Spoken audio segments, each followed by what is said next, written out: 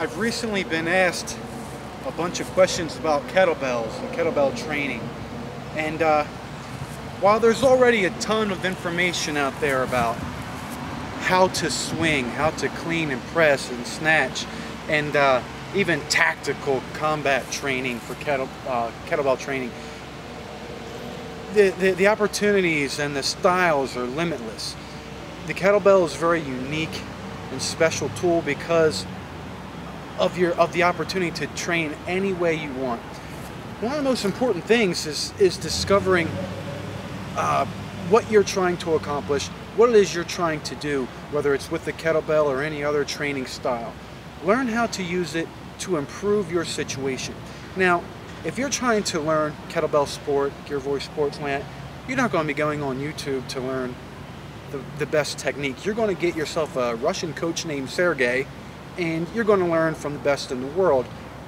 That should be how you do it. Just as you shouldn't get, injury information, how to fix a busted shoulder off YouTube. Go see a doctor, see the best. This is just a little spin, my take on kettlebells. Kettlebells are very special. They're very romantic. You get to use them lots of different ways. You get to move any way you want. You get to express yourself as an individual. You get to learn a lot about breathing, and one of the most important things is you learn how to relax in a very stressful situation.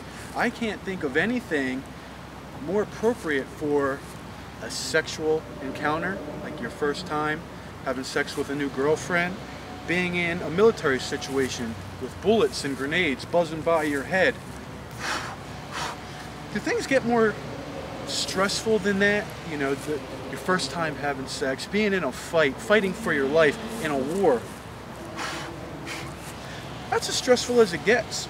And learning how to control your emotions, learning how to control your situation under extreme stressful times is going to be one of the best things you can do to improve your life.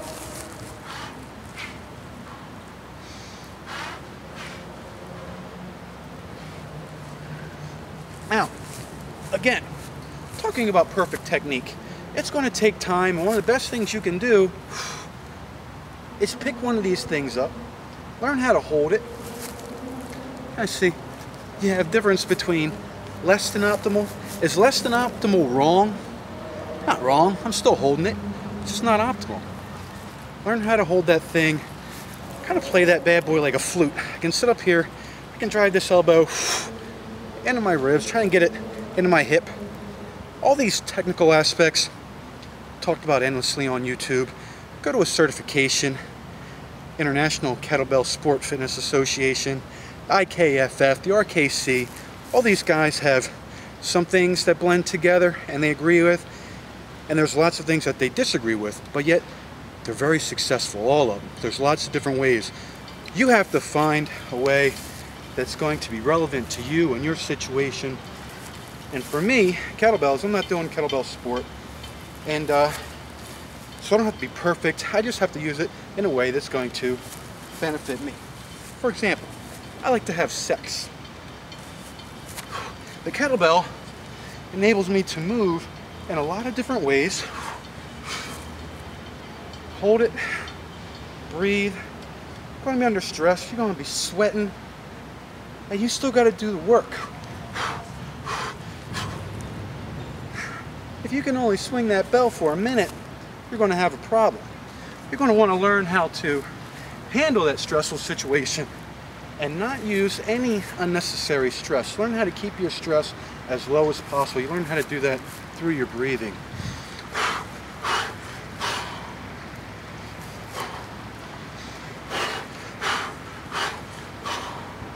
Okay?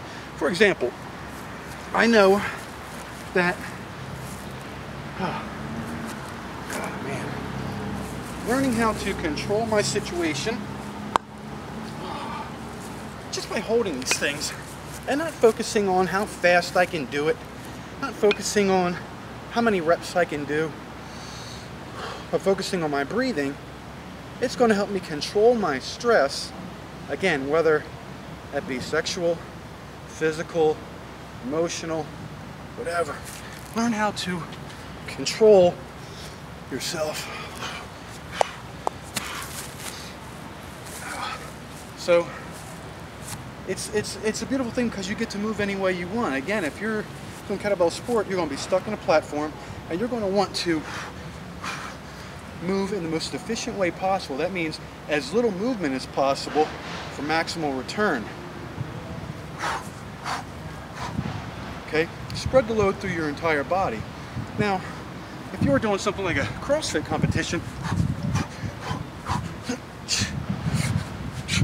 you want to see it's almost how fast you can move it, and it's kind of weird to me because most bells that you're using are only going to be 10 to 20%. For me, for example, if I can deadlift 500 pounds, I'm moving a 53-pound bell. That's only about 10% of the weight I can move. Now, do I want to put 100% effort into 10% of my ability? It doesn't make a lot of sense. So, training for athletics, one of the things I talk about a lot is learning how to make things look easy. You make it look easy, and that's when you become a pro. Look at a world-class skier, go down the moguls, boom, boom, boom, bang, bang. They make that shit look easy, right? I'd snap my neck and my legs would be busted all up. They make it look easy. They're a pro. So that's your job.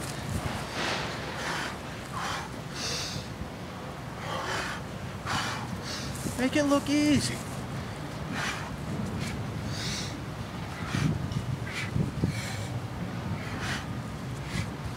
Of course, there's proper progressions to learn how to swing, learn how to clean and press before you learn to do a double snatch. Learn proper mobility exercises such as windmills.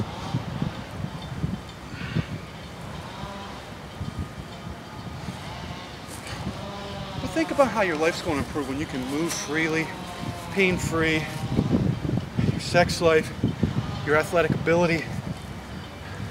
Learning how to do this stuff, it's just going to make you a more awesome dude, you know?